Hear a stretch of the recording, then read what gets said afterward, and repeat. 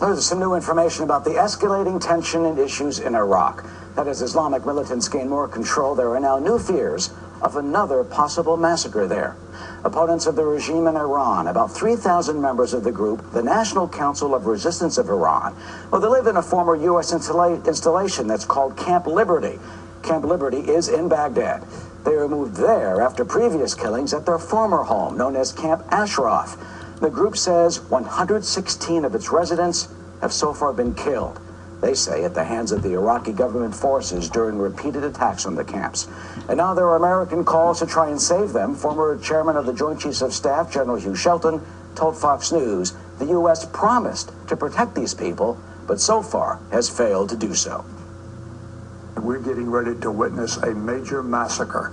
2,900 souls that are left to the hands of the Iraqis to protect when we made the commitment to protect them. That's not right. That's not what America stands for. That's not what we should be doing. We should be coming to the rescue of those 2,900 individuals. The Council wants the U.S. to give them asylum and move them to the safety of our country. Should we? One supporter associated with the group is former U.S. Senator Joe Lieberman, who joins us now here in the New York studio. Senator, astounding allegations that we, the United States of America, failed to protect these people. Yeah, unfortunately, Eric, the allegations are true, and you couldn't have a more credible witness to that than General Hugh Shelton, former chairman of the Joint Chiefs of Staff.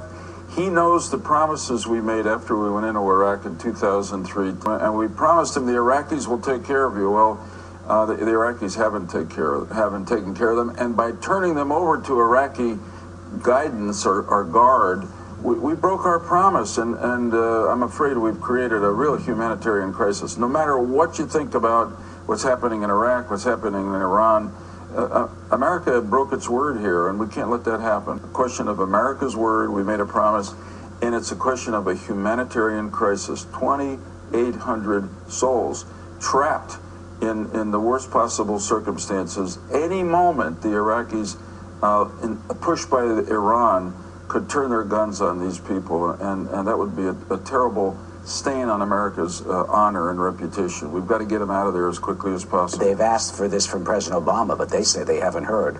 Finally, what should be done? I know. Well, my concern about this is that the people in the administration, or some people in the administration, may feel that these folks are such enemies of Iran that if we take them into the United States now, it'll sour our relations with Iran, make it impossible to achieve a nuclear weapons agreement with Iran. That's not the point. The point is America gave its word.